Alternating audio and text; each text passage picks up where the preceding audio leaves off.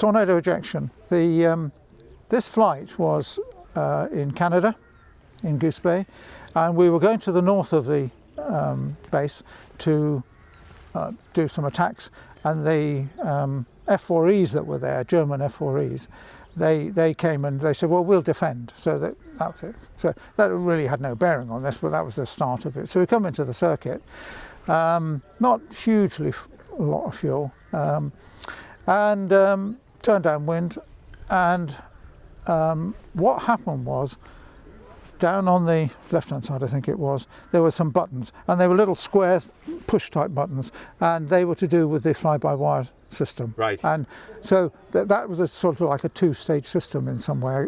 I don't quite recall. So you press. What happened is, if it came out, you were then into the next system. No big deal. But to get rid of it, you just pressed it.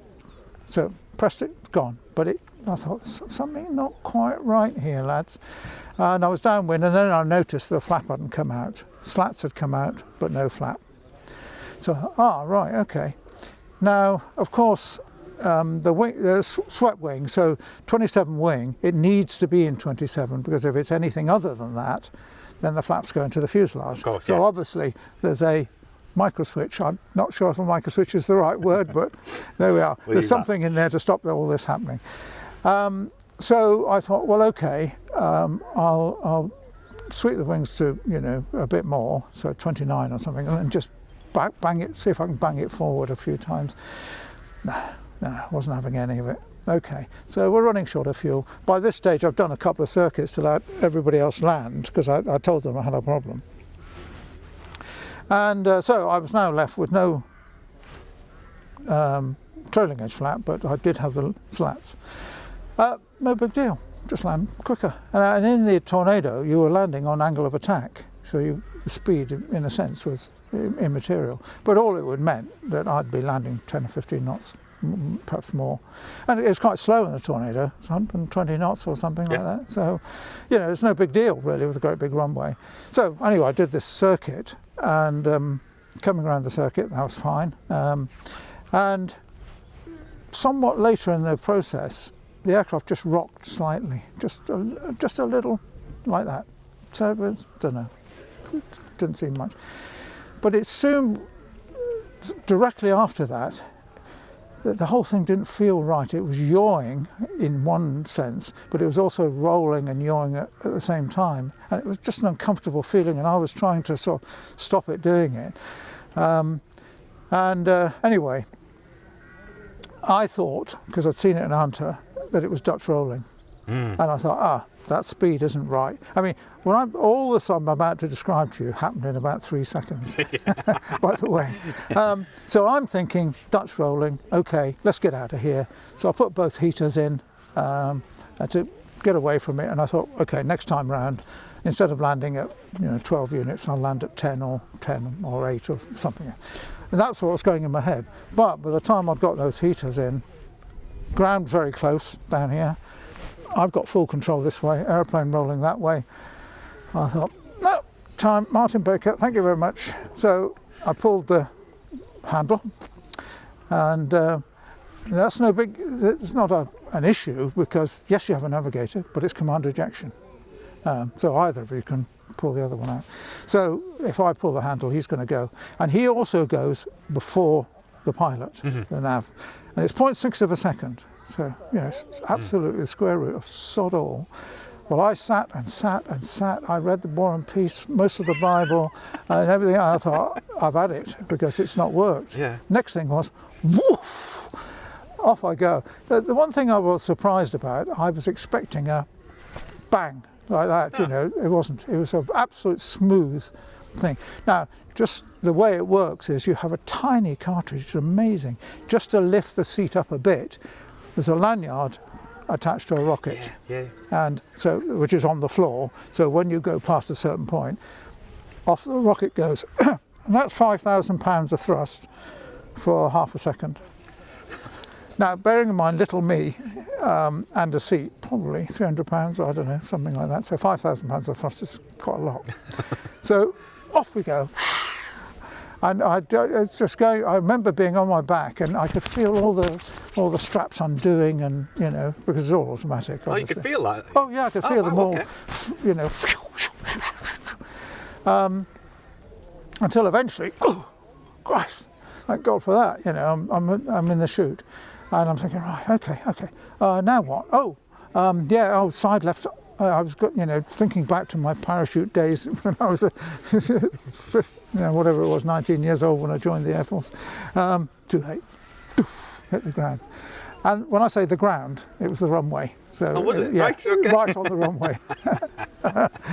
And then I was sitting there, and interesting this, because it's because of this. When I taught my daughter to drive, I remember this precise thing, and what I'm trying to get at is, you more often than not remember what you were very first taught. So when times get tough, that's what you remember, not what you were taught subsequently. And that goes. So I was taught in the years gone by with one of those type parachutes. You undo it and then press the back of the box, and the thing all opens.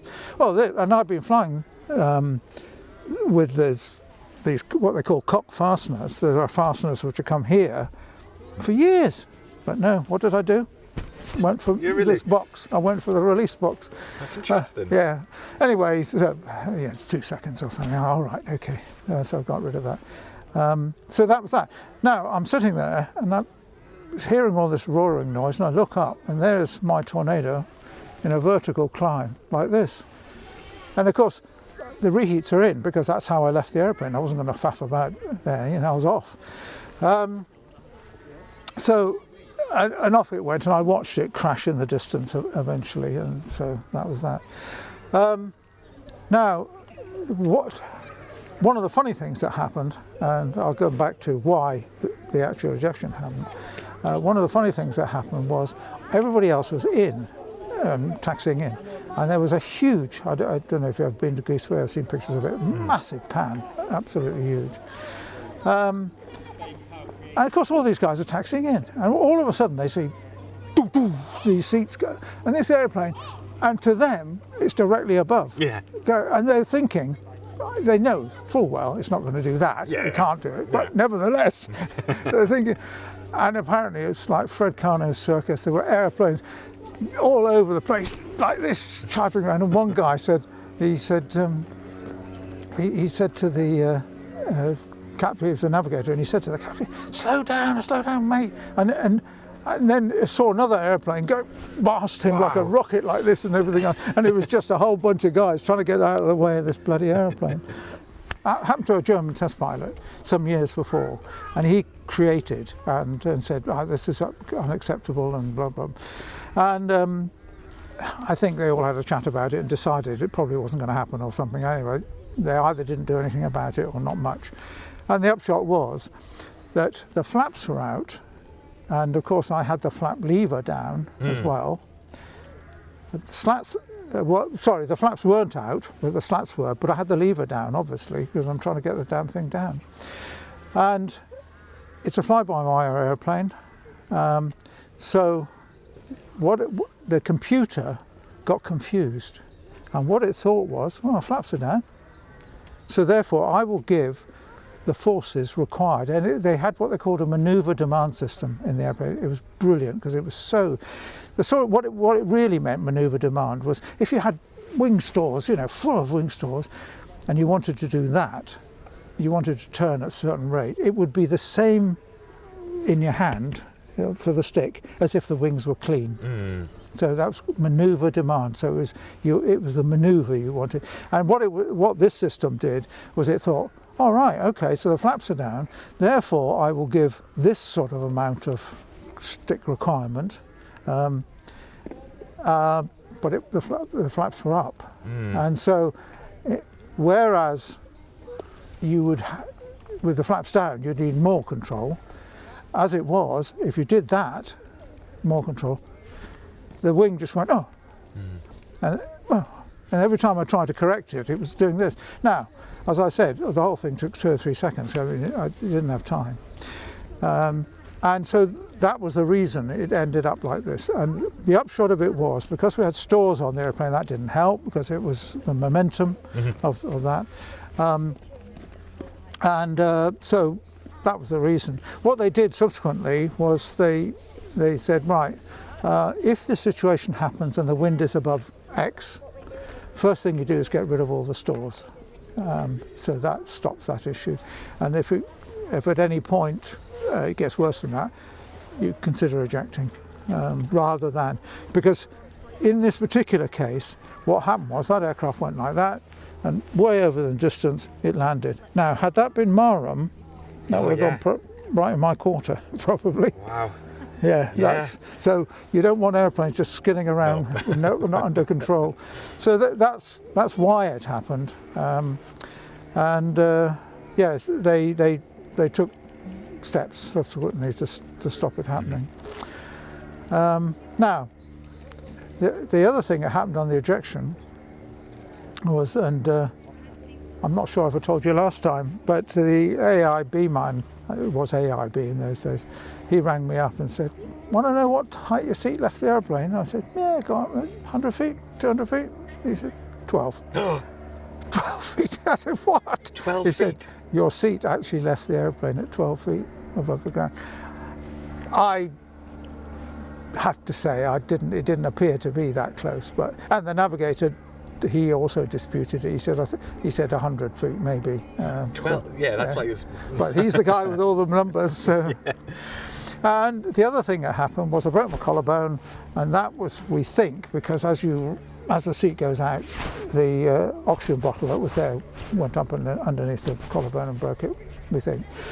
And the other thing that happened was that this leg, from top to bottom, was black and blue and yellow and I don't know what. Felt okay, but it just looked terrible. It just looked like, I don't know, meat, you know. It was horrible, blood everywhere, but inside. And he then told me why that was. He said, you're so lucky your leg is still on, mate. And the reason was that everything undoes on the seat, and we also have leg restrainers that come like this. And one of those leg restrainers got it's like a little V connector thing, and one of them just got caught in the D-ring. So when the seat fell away, this thing was caught on my leg, and then it snapped. The cord snapped. £5,000 breaking strain. So how my leg is still on, I have no idea. So do you have any long-term sufferings or illnesses from the ejection at all, or are you generally okay? No, we're all checked as it was, and of course rocket seat makes a big difference because the peak G is much less. No, we went to Nocton Hall, I think it was, and got checked out. They put some stuff in our blood and checked it, and it was fine. The only thing was my leg. I could walk on it and everything else, but it was that the knee was quite stiff and sore. And now, oddly, much older than I was, and that knee is beginning to give me a little bit of grief. But it's been a long time, 40 plus years. So.